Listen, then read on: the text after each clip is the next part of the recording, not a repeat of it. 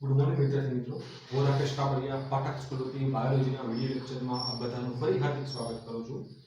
આપણે જે કન્ટિન્યુઅસ આપણું જે ચેપ્ટર છે, ચેપ્ટર નંબર 2 સપુષ્પી વનસ્પતિમાં લિંગી પ્રજનન. તો છેલ્લા લેક્ચરની અંદર આપણે જે વાત કરી છે ખાસ કરીને બીજની, એ કોઈ પણ વનસ્પતિ ખાસ કરીને લિંગી પ્રજનન દર્શાવતી જે વનસ્પતિ છે, એ વનસ્પતિમાં જે અંડકો છે એ અંડકો સમય જતા બીજમાં પરિણમે અને ફરતે આવેલું જે બીજાશય છે એ ફળમાં પરિણમે. એવી વાત આપણે છેલ્લા લેક્ચરમાં થઈ ચૂકેલી છે. ત્યાર પછી આપણે એવી વાત પણ કરી છે કે સત્ય ફળ કોને કહેવાય અને કુટ ફળ કોને કહેવાય. તો આપણે એવી સિમ્પલ વ્યાખ્યા આપણે એવી આપી હતી કે જે વનસ્પતિમાં પુષ્પાસન છે એ ફળના નિર્માણમાં ભાગ જો લેતા હોય, જે વનસ્પતિમાં પુષ્પાસન ફળના નિર્માણમાં ભાગ લેતા હોય તો એવી વનસ્પતિને આપણે કુટફળ કહીશું, અથવા એવા ફળને આપણે કુટફળ કહીશું. જેના એક્ઝામ્પલ આપણે સ્ટ્રોબેરી જોઈ ગયા, કાજુ જોઈ ગયા, સફરજન જોઈ ગયા. આપણે સત્યફળમાં જોયું તો ભાઈ અમુક વનસ્પતિ એવી છે જેમાં એકવાર ફળનું નિર્માણની શરૂઆત થઈ, એવી પણ વનસ્પતિ છે કે જેમાં એકવાર ફળ નિર્માણની શરૂઆત થઈ તો જેના પુષ્પીય ભાગો છે એ પુષ્પીય ભાગો ખરી પડે છે, જેને આપણે સત્યફળ એવો આપણે એક્ઝામ્પલ જોઈ લીધા. આપણે છેલ્લા લેક્ચરમાં આટલે સુધી વાત આપણે કરેલી. ત્યાર પછી આપણે બીજ વિશે થોડીક વાત કરી હતી કે બીજ એક્ઝેક્ટલી શું છે. તો આપણે બધાને ખ્યાલ છે કોઈ પણ વનસ્પતિની શરૂઆતનો જે જીવનનો તબક્કો છે એ બીજથી હંમેશા માટે શરૂઆત થાય. જ્યારે બીજની અંદર પાણીનું પ્રમાણ ધીમે ધીમે ઘટવા લાગે ત્યારે બીજ છે પોતાની સુસુપ્ત અવસ્થામાં જતું રહે છે. આવી વાત આપણે છેલ્લા લેક્ચરમાં કરી ગયેલા છે. અને સુસુપ્ત અવસ્થામાં જ્યારે કોઈ પણ બીજ હોય ત્યારે એની અંદર પાણીનું પ્રમાણ માત્ર 10 થી 15% જેટલું હોય. આવી વાત આપણે આપણા છેલ્લા લેક્ચરમાં કરી ચૂકેલા છે. અને જેમ જેમ સુસુપ્ત અવસ્થા આગળ વધે એ પ્રમાણે જે બીજની અંદર જે ચયાપચયની ક્રિયા છે એની વિવિધ દેહધર્મી ક્રિયા છે, વિવિધ દેહધર્મી ક્રિયાનો દર કેવો થાય ધીમે ધીમે ઘટવા લાગે છે.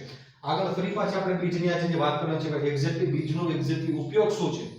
અને આપણે જે વાત કરી કે બીજ સુસુપ્ત અવસ્થામાં રહે તો કેટલા સમય સુધી બીજ સુસુપ્ત અવસ્થામાં રહી શકે.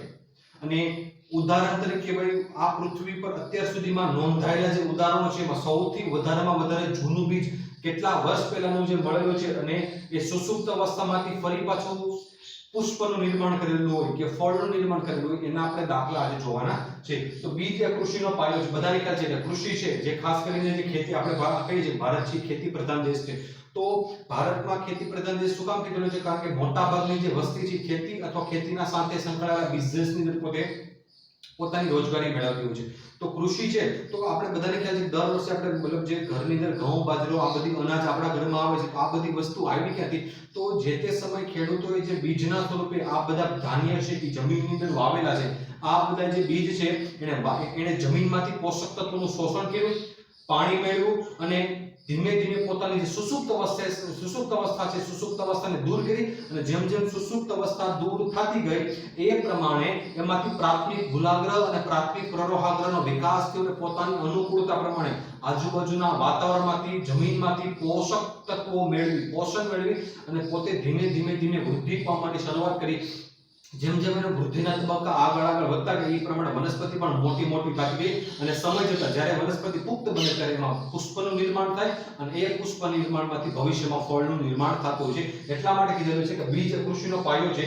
પુખ્ત બીજનું જળ રહિત થવું અને સુસુપ્ત અવસ્થા પ્રાપ્ત કરવી એ બીજનો સંગ્રહ કરવા માટેની અગત્યની બાબત છે. આપણે બધાને ખ્યાલ છે આપણા ઘરમાં અનાજ છે, અનાજનો આપણે 1 વર્ષ માટે સંગ્રહ કરીએ છીએ. તો આપણે અનાજનો સંગ્રહ આપણા ઘરમાં ક્યારે કરી શકીએ? જ્યારે બીજની અંદર પાણીનું પ્રમાણ એકદમ ઓછું હોય. કારણ કે બધાને કહે છે પાણીની હાજરીમાં બીજની અંદર અંકુરણ થવાની શરૂઆત થાય. પાણીની હાજરીમાં બીજ છે એમાંથી ફણગો ફૂટવાની શરૂઆત થાય. તો બીજની અંદર જેમ જેમ પાણીનું પ્રમાણ ઘટવા લાગે એમ બીજ છે એ ધીમે સુસુપ્ત અવસ્થા તરફ પોતાની ગતિ કરે છે. આપણે જોઈએ કે ભાઈ સુસુપ્ત અવસ્થામાં જ્યારે કોઈ પણ બીજ દાખલ થાય ત્યારે એની અંદર માત્ર 10 થી 15% જેટલું પાણીનો અથવા ભેજનો ભાગ હોય છે. ત્યારે બીજ સુસુપ્ત અવસ્થામાં છે આપણે એવું કહી શકીએ. આગળ જોઈએ કે જેથી સમગ્ર વર્ષ દરમિયાન તેનો ખોરાક તરીકે ઉપયોગ કરી શકાય. કેટલીક વનસ્પતિમાં બીજ મહિનાઓમાં પોતાની જીવિતતા ગુમાવે છે. મોટા ભાગની જાતિ વર્ષો સુધી જીવંત રહે છે. આવું આપણે આ ચેપ્ટરની શરૂઆતમાં જોઈએ જેમાં આપણે પરાગરજ વિશે માહિતી મેળવી હતી કે ચોખા અને ઘઉં જેવી જાતોની જે વનસ્પતિઓ છે એની અંદર પરાગરજ પોતાના પુંકેસરમાંથી છૂટી પડ્યા પછીના 30 મિનિટ સુધી પોતાની જીવિતતા અથવા જીવંત રહે છે. જો 30 મિનિટ કરતા સમય વધારે જતો રહ્યો તો પોતાની જીવિતતા ગુમાવે છે. એવી જ રીતે જો આપણે બીજની વાત કરીએ તો બીજમાં પણ સેમ ટુ સેમ છે. અમુક એ જે તે વનસ્પતિની જાત ઉપર આધાર રાખે.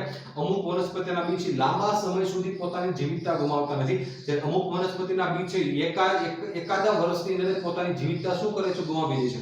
તો જીવિતતા ગુમાવી એટલે શું? તો આપણે ખ્યાલ છે બીજની અંદર બે વસ્તુ હાજર હોય, એક છે ભ્રૂણ અને બીજો છે ભ્રૂણકોષ.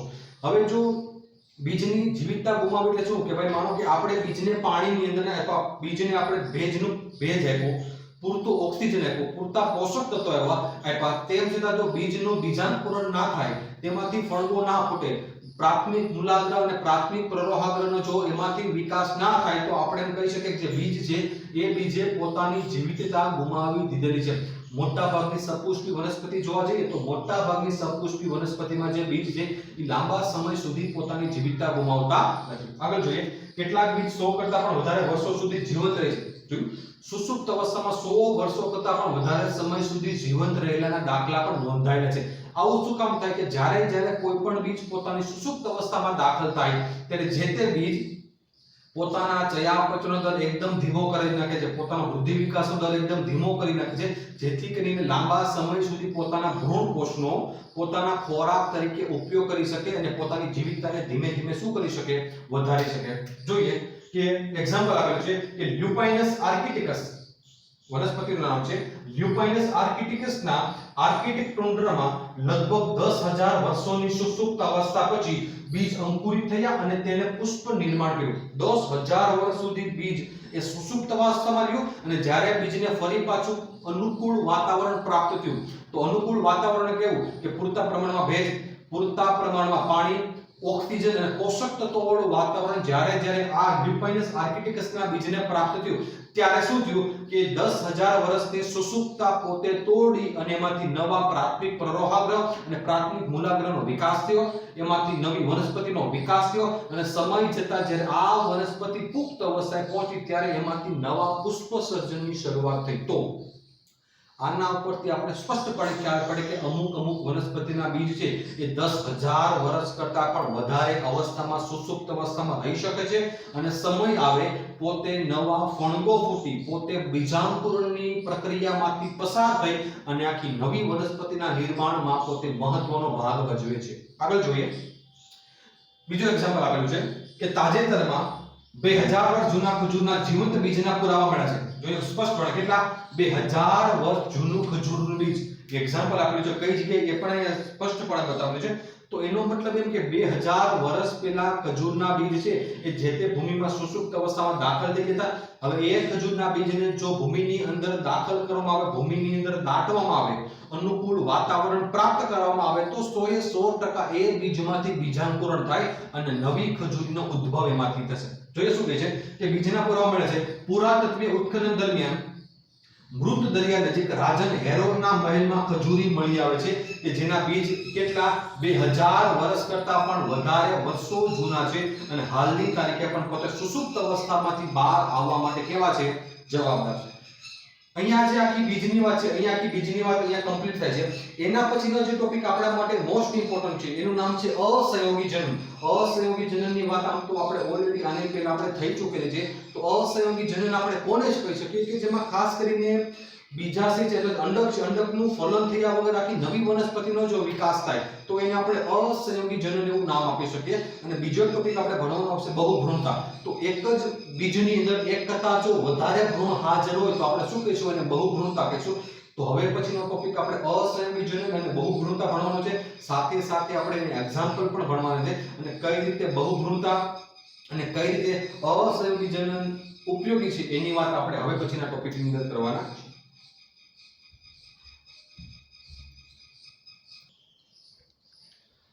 ત્યાર પછીનો જો આપણો ટોપિક છે અસહયોગી જનન અને બહુભ્રૂણતા. તો અસહયોગી જનનની આપણે વાત કરી કે ભાઈ ફલન થયા વગર જ બીજમાંથી નવા ભ્રૂણનો વિકાસ થાય તો આપણે શું કહીશું, એને અસહયોગી જનન કહીશું. અને બીજો શબ્દ છે આપણા માટે બહુભ્રૂણતા. તો બહુભ્રૂણતા કોને કહેવાય કે એક જ બીજની અંદર એક કરતા વધારે જો ભ્રૂણ હાજર હોય તો આવી વનસ્પતિને બહુભ્રૂણીય વનસ્પતિ અથવા આવા બીજને બહુભ્રૂણીય બીજ તરીકે ઓળખવામાં આવે છે. તો આપણે જે આ ટોપિક ભણવાનો છે એમાં અસહયોગી જનન કોને કહેવાય, શું કામ થાય છે, બહુભ્રૂણતા કોને કહેવાય અને એક્ઝામ્પલ શું છે, અને આવા असंयोगी जननનું જો અથવા અસંયોગી બીજનું જો ઉત્પાદન કરવામાં આવે તો ખેતી વિષયકની અંદર કેવા કેવા પ્રકારના ફાયદા થઈ શકે છે એનું ડિસ્કશન આપણે હવે પછી ના આપણો મતલબ જે ટોપિક છે એની અંદર કરવાનો છે. તો સૌથી પહેલા વાત કરીએ અસંયોગી જનન એટલે શું. તો સામાન્યતઃ બીજ એ ફલનની નીપજ બધાને ખ્યાલ બીજનું ઉત્પાદન છે ફલનના અંતે થતું હોય, કારણ કે જે અંડકો હતા એ બીજમાં પરિણમશે અને જે બીજાશયી ફળમાં પરિણમશે. આ વાતનું ડિસ્કશન આપણે ઘણી બધી વાર થઈ ચૂકેલું છે. યસ, છતાં એસ્ટરેસી અને ઘાસના કુળની કેટલીક વનસ્પતિમાં એક ખાસ પ્રકારની ક્રિયા વિધિ દર્શાવે છે. બે વસ્તુ, એક તો એસ્ટરેસી કુળ અને ઘાસનું, મતલબ જે નીચલી કક્ષાની વનસ્પતિઓ છે આ કુળની વનસ્પતિઓ એક ખાસ પ્રકારની ક્રિયાવિધિ દર્શાવે છે. શું ક્રિયાવિધિ? કે જેમાં તેઓ ફલન વગર જ બીજનું નિર્માણ કરે છે.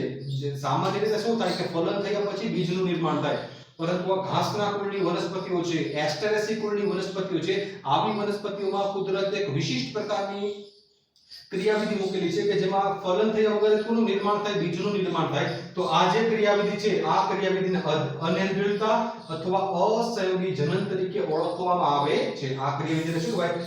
અનિર્ભેળતા અથવા એને અસંયોગી જનન તરીકે ઓળખવામાં આવે છે. તો જો એક જ રીતમાં આપણે અસંયોગી જનનની વ્યાખ્યા કેવી તો કોઈ શું કહી શકીએ કે ઘાસ અથવા એસ્ટેરેસી કુળની વનસ્પતિઓમાં ફલન થયા વગર જ બીજનું નિર્માણ થાય, આ જે ક્રિયાવિધિ છે એને શું કહેવાય? અસંયોગી જનન તરીકે ઓળખવામાં આવે છે. આગળ, આ અસંયોગી જનન એ અલિંગી સ્વરૂપે થાય છે. બહુ સ્પષ્ટ કીધું. અલિંગી શું કામ કીધું? કારણ કે આમાં કે નર અને માદા ભાગ લેતા. આપણે લિંગી પ્રજનનની એક વ્યાખ્યા સ્પષ્ટ છે કે જેમાં નર અને માદા બે અલગ અલગ વિરુદ્ધ જાતિના સજીવો છે એ સમાગમ સમયે પુખ્ત અવસ્થાએ બંને એકબીજાની નજીક આવે, બંનેના જે જન્યુઓ છે એ પરસ્પર આદાન પ્રદાન કરે અને એમાંથી ફલન થાય, ફલનમાંથી નવી વનસ્પતિનો વિકાસ થાય. આ ઘટના છે ને આપણે લિંગી પ્રજનન કહીએ છીએ. હવે અસંયોગી જનનની વ્યાખ્યામાં આપણે કીધું કે ભાઈ ફલન થયા વગર જ બીજનું નિર્માણ થાય છે. જો ફલન જ નથી થતું તો લિંગી પ્રજનન આપણે એને કહી શકીએ નહીં. હા, વસ્તુ માર્કિંગ કરવાની શું છે કે આ અસંયોગી જનન એ અલિંગી સ્વરૂપે થાય છે. વાત સાચી, પરંતુ તેમાં લિંગી પ્રજનનની શું કરવામાં આવે છે? નકલ કરવામાં આવે છે. શું કામ નકલ કરવામાં આવે છે? કારણ કે અહીંયા ફલન થયા વગર બીજનું નિર્માણ થયું. હવે આપણે બધાને ખ્યાલ છે કે ફલન થાય અને તરત જ બીજનું નિર્માણ થતું નથી.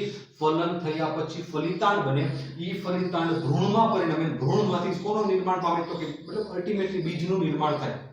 અલ્ટિમેટલી કોનું નિર્માણ થાય? બીજનું નિર્માણ થાય. હવે આપણે અલિંગી પ્રજનનની વાત કરીએ તો અલિંગી પ્રજનનમાં કે ફલિતાંડ નથી બનતું, કે ભ્રૂણ નથી બનતું, કે બીજ નથી બનતું.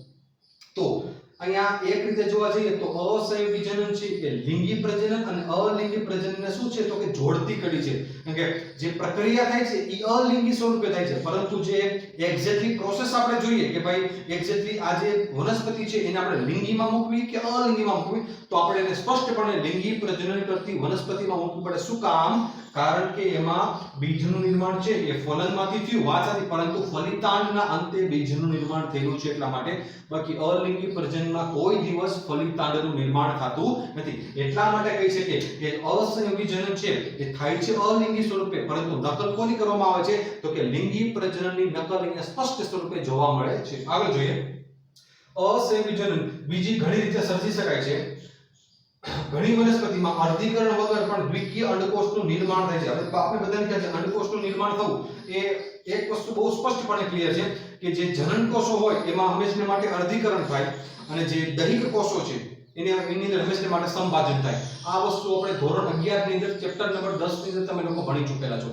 તો અર્ધીકરણ થવું ઇટ મીન્સ કે કા શુક્રકોષ હોય કા અંડકોષ હોય અથવા કાંઈ અંડક હોય કાંઈ મતલબ એક સ્ત્રીકેસરનો ભાગ હોય કાંઈ પુંકેસરનો ભાગ હોય. હવે અહીંયા શું છે કે ઘણી વનસ્પતિમાં અર્ધીકરણ થયા વગર પણ દ્વિકીય અંડકોષનું નિર્માણ થઈ શકે છે. અંડકોષ દ્વિકીય ત્યારે જ બને કે જ્યારે નરનો જનનકોષ અને માદાનો જનનકોષ બંને એકબીજા સાથે શું થાય? ભેગા થાય. કારણ કે આપણે બધાને ખ્યાલ છે કે અંડકોષ એકકીય હોય અથવા જે સ્ત્રીકેસરનો જે ભાગ છે અંડકોષ એ એકકીય હોય અને પુંકેસરનો ભાગ જે પરાગરજ એ પણ કેવો હોય તો કે એકકીય હોય. આ બંને એકકીય ભેગા થાય ત્યારે જ એને દ્વિકીય ફલિતાંડનું નિર્માણ થાય છે. તો અર્ધીકરણ થયા વગર પણ દ્વિકીય અંડકોષનું નિર્માણ થાય છે અને ફલન વગર ભ્રૂણમાં વિકાસ પામે છે. તો આ જે આખી ઘટના છે આ ઘટનાને શું કહી શકીએ આપણે? અસંયોગી જનન તરીકે આપણે ઓળખી શકીએ. આગળ જોઈએ, ઘણું ખરું લીંબુ અને કેરીની ઘણી જાતોમાં ભ્રૂણપૂટની આસપાસ પ્રદેહના કોષ વિભાજન પામી અને ભ્રૂણપૂટમાં ઉપસી આવે છે અને તેમાં પરિણમે છે એટલે કે ભ્રૂણની અંદર પરિણમે છે. જ્યારે લીંબુ છે, કેરી, આ જે વનસ્પતિની જાતો છે એની અંદર બેઝિકલી કેવું જોવા મળે કે જે પ્રદેહની આજુબાજુનો ભાગ હોય, આ પ્રદેહની આજુબાજુના જે કોષો છે એ કોષો વર્ધનશીલ પેશીના કોષો જેવી લાક્ષણિકતા ધરાવતા હોય. તો ઘણીવાર કેવું થાય કે આ જે એની પ્રદેહની આજુબાજુના કોષો છે એ વર્ધનશીલ પેશી જેવી લાક્ષણિકતા ધરાવતા હોવાને કારણે ઘણીવાર એ પોતાની જાતે વિભાજન પામવાની શું કરે છે તો કે શરૂઆત કરે છે. હવે જેમ જેમ એનું વિભાજન પામતું ગયું તો કોષો ભેગા થઈને પેશી બનાવે, પેશી ભેગી થઈને તો કે અંગ બનાવે, અંગ ભેગું થઈને અંગતંત્ર બનાવે. આ કન્સેપ્ટ આપણે બધાને ખ્યાલ છે. તો શું થયું કે સતત કોષનું વિભાજન થતું ગયું તો એ કોષમાંથી ભ્રૂણ બને. એ ભ્રૂણ સમય જતા ધીમે ધીમે વૃદ્ધિ વિકાસ પામ્યા પછી એમાંથી માનો કે ભવિષ્યમાં ફળનું નિર્માણ પણ થવાની શક્યતા પૂરેપૂરી છે. તો અહીંયા જે ફળનું નિર્માણ થાય એ ફળ છે એ લિંગી પ્રજનનનું પરિણામ છે એવું આપણે કહી શકીએ નહીં, કારણ કે ભ્રૂણપૂટના કોષો છે પોતાની જાતે વિભાજન પામીને એને કોનું નિર્માણ કરાવ્યું છે તો કે ફળનું નિર્માણ કરાવ્યું છે. એટલા માટે આગળ જોઈએ. આવી જાતિઓમાં દરેક અંડક ઘણા ભ્રૂણ ધરાવે છે. આપણે જે વાત કરી ને ભાઈ, હવે અસંયોજનની વાત આપણે પૂરી કરી. હવે કોની વાત કરશું કે ભાઈ બહુભ્રૂણતાની વાત કરશું. આ બહુભ્રૂણતામાં એક જ અંડકની અંદર એક કરતા વધારે ભ્રૂણ આવેલા હોય અને દરેકે દરેક ભ્રૂણ છે ભવિષ્યમાં નવી વનસ્પતિનો વિકાસ કરવા માટે શું છે તો કે જવાબદાર છે. તો અહીંયા આપણે વાત કરીએ એક્ઝામ્પલ તરીકે કોણ આપેલા છે? લીંબુ છે, કેરી છે, આગળ જતા આવશે નારંગી. આ જે બધી જાતિની વનસ્પતિઓ છે એ વનસ્પતિઓ બહુભ્રૂણીય વનસ્પતિ અથવા બહુભ્રૂણીય બીજના એક્ઝામ્પલ તરીકે આપણે લઈ શકીએ. જોઈએ આવી જાતિઓમાં દરેક અંડક ઘણા ભ્રૂણ ધરાવે છે. એક બીજમાં એક કરતા વધારે ભ્રૂણની હાજરી બહુભ્રૂણતા તરીકે ઓળખાય તો એને બહુભ્રૂણતા તરીકે કહેવામાં આવે છે. બીજ એક જ હોય પણ આપણે સામાન્ય રીતે કેવું હોય કે એક બીજની અંદર એક ભ્રૂણ હોય અને એક ભ્રૂણકોષ હોય.